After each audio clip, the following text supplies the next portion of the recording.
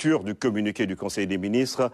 Aram Ndao, bonsoir. Bonsoir Ibrahima, bonsoir. Le chef de l'État, son Excellence, M. Bassirou Diomaye Diakhar Faye, a présidé ce mercredi 5 juin 2024 la réunion hebdomadaire du Conseil des ministres au Palais de la République. À l'entame de sa communication, le chef de l'État est revenu sur la journée nationale d'investissement humain sur toute l'étendue du territoire national autour du nouveau concept inclusif Setal Sunu Réew. Le président de la République a félicité le gouvernement, le ministre de l'Hydraulique et de l'Assainissement, les populations, les élèves, les jeunes, les femmes, les autorités administratives, les élus et la communauté des acteurs du cadre de vie pour la mobilisation exceptionnelle et l'engagement remarquable noté partout lors de cette journée. Il a demandé au gouvernement et aux différentes parties prenantes de veiller à relever le défi de la pérennisation de la journée nationale de mobilisation citoyenne mensuelle qui doit occuper une place primordiale dans l'agenda institutionnel et social du Sénégal. Le chef de l'État a également saisi l'occasion pour magnifier la contribution des Sénégalaises et des Sénégalais, l'esprit de solidarité et l'engagement citoyen qui se sont manifestés lors de la journée nationale de lancement de Setal Sunu Réew. Il a insisté sur la nécessité de vivifier cet esprit de communion qui participe à la consolidation de la nation. Abordant la question de l'éducation nationale, le président de la République a relevé que le projet de transformation systémique du Sénégal passe par le renouveau et le repositionnement stratégique de l'école dans les valeurs et ambitions de notre société. Le chef de l'État a demandé l'évaluation du système éducatif dont les programmes sont en adéquation avec les réalités nationales, les enjeux du numérique et les besoins de l'économie nationale. À cela s'ajoute le phénomène de la déperdition scolaire, le manque d'infrastructures et le déficit d'enseignants face à des effectifs d'élèves sans cesse croissants.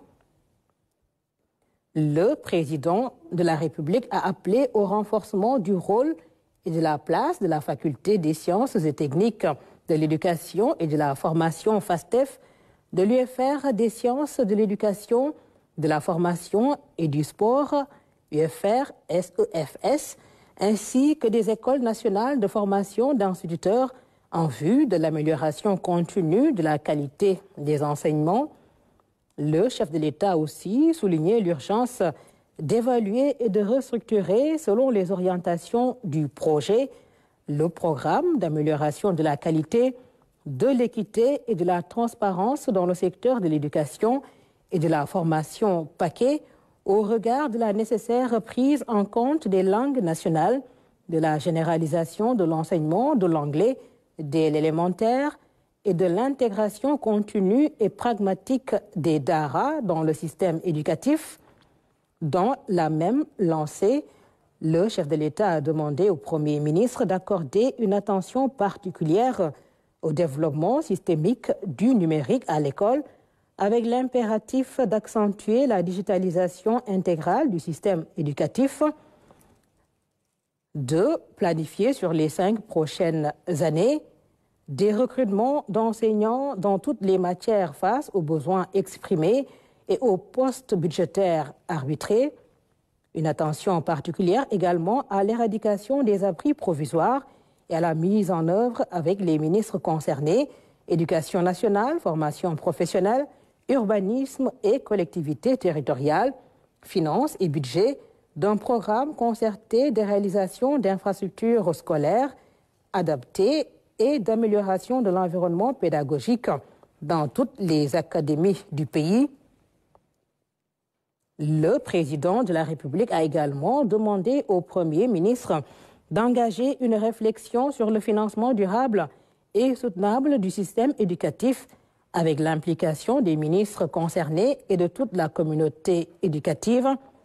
Le chef de l'État a aussi insisté sur l'urgence de réguler l'implantation, l'ouverture et le contrôle du fonctionnement des établissements scolaires privés qui exercent sur autorisation de l'État une mission de service public.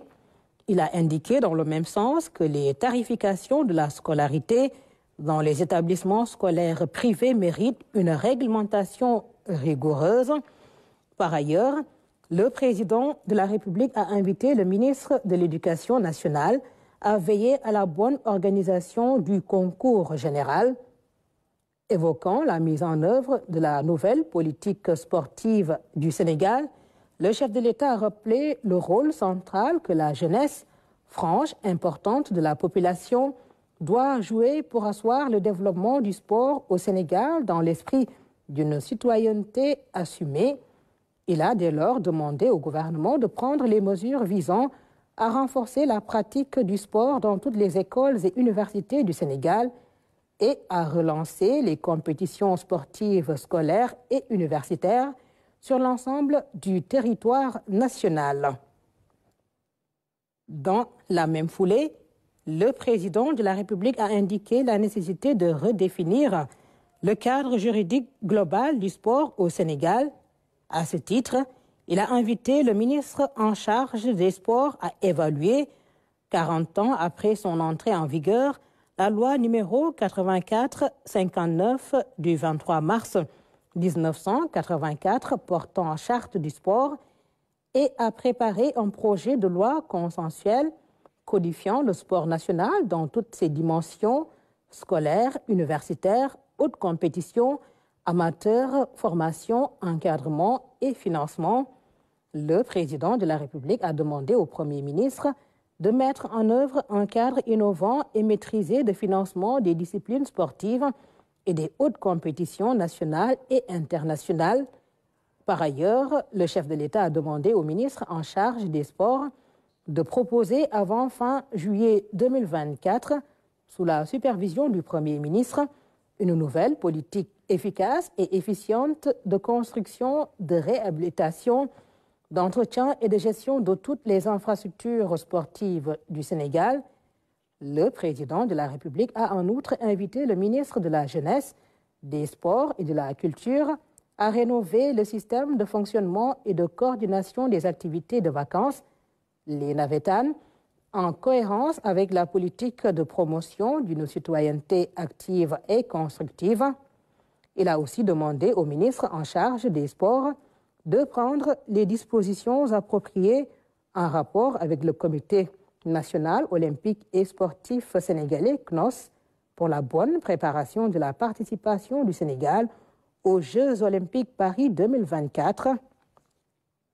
Enfin, le président de la République a demandé au ministre de la Jeunesse, des Sports et de la Culture de rendre compte régulièrement du suivi de l'organisation au Sénégal des Jeux olympiques de la jeunesse Dakar 2026. Dans sa communication au Conseil, le Premier ministre a relevé la bonne dynamique impulsée par la Journée nationale du Seetal Sunu Réew en termes de mobilisation citoyenne, en rappelant la priorité à accorder au renouveau du service civique. À cet égard, il compte, en relation avec le gouvernement, mettre à profit les prochaines vacances scolaires pour ancrer cette dynamique par la mobilisation de volontaires, notamment dans la réhabilitation des écoles publiques, le reboisement et l'assainissement. Le Premier ministre a ensuite mis l'accent sur un ensemble d'initiatives à mettre en œuvre pour intégrer les bonnes pratiques en matière d'hygiène et de propreté dans les politiques des départements ministériels, enfin de conférer au Sénégal le label d'un pays propre.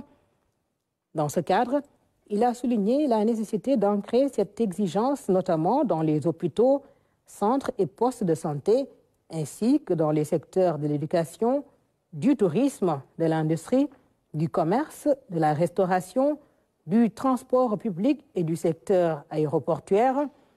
Le Premier ministre a par ailleurs attiré l'attention des ministres concernés sur la vigilance à observer pour éviter toute rupture d'approvisionnement en médicaments essentiels.